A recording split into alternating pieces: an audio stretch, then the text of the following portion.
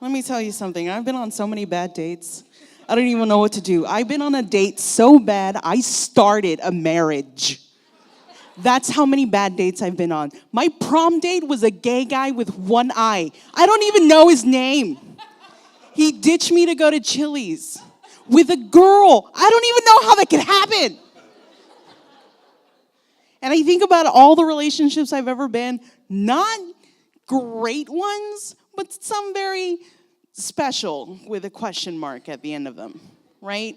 And I think a lot of us are struggling with that, and I keep trying to analyze myself like Freud, and it's not happening.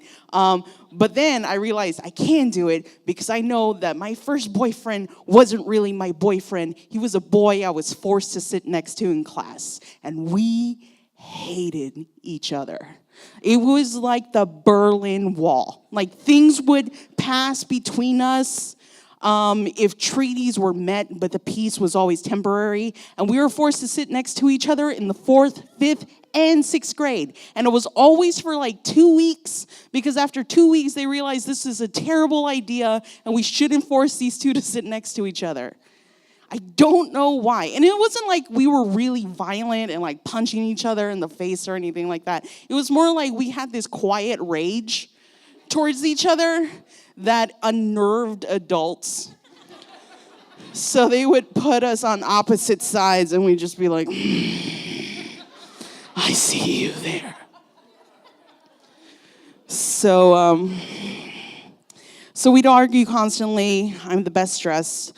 You're the worst dressed. I'm ugly. You're fat. You're stupid. You're this. You're poor. That's your car. That's my car. That's your car. It's always like, no, that's my car. And we'd be forced to walk the same direction after school. So even after we left, we'd still have to be across the street, and we'd be like, what are you going to do about it? And we didn't do anything about it. So eventually, we tried to talk a bit more, and we just kept circling each other. I don't feel comfortable sharing his name, but his last name translates into savage. And my last name translates into bird of prey, just to give you an idea of the dynamics that's going on in here. So in the 6th grade, we were forced to sit next to each other one more time. And things are heating up because puberty is kicking in hard and nobody knows what to do. And all of a sudden, I had to wear a bra and I don't know what's happening. And I joined the drill team. So the only thing I learned about attention is just to wave my hands, which I still do, and I'm sorry. So one day he comes up to me and he's very smug. And he says, I have a girlfriend, and you don't. I was like, yeah, I don't have a girlfriend. And he's like, well, it's her. And it was Bianca. Bianca, tall, beautiful, at least, looking back on it, at least a C cup in the 6th grade. Not okay. And I tell her, she's only out with you because she's bored, because she had very low standards. And he's like, no, we're going to be together forever, and you're going to be mad. And I was like, fine. And a week later, she doesn't dump him, and he, comes around. He's, learning about it. 2 weeks later, she dumps him. And I'm like, so I'm great. And then he shoves me.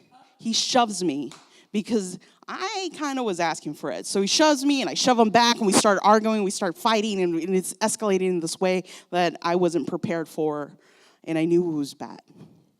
Between all the yelling and all the moments of visceral rage, I realized that he was the only person who talked to me. And he talked to me in a way that he wasn't concerned about me. And he didn't talk down to me, he just talked to me, even if it was just to fight. And my family went through this very traumatic time where everybody around us knew what happened, and everybody just had this expression.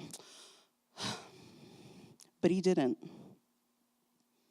So in the middle of that fight, we shove each other back and forth, and I think about everything he means to me, and I don't want him to mean to me. And I have this moment of kind of painful regret, and he bites me right on the arm. And it was so deep, it lasted 5 years. Just this horrible little scar, but at night I would roll on my arm and this pain would spread into my chest and down my arm, and it was the best kind of heartache I've ever felt. So of course he was not expelled, excuse me. He was suspended. He was brought in at the end when we all graduated the 6th grade from elementary. And he comes up to me and he puts his hands on both of my shoulders in this 6th grade dance that we had. And I thought, this is it. We're throwing down right here. And instead what he does is he gently starts to sway me. And it takes me about 5 seconds to realize, oh no, we're dancing. This is my first dance with a boy. And I don't know what to do. And then he says, I'm sorry. And throughout the entire time, I never cried, not once, until that moment. And he very carefully pulls me in, and it hits me that I'm taller than him. And it strikes me as so strange because he always felt like such a bigger figure in life before. He moved away that summer, and I never saw him again. He never did kiss me.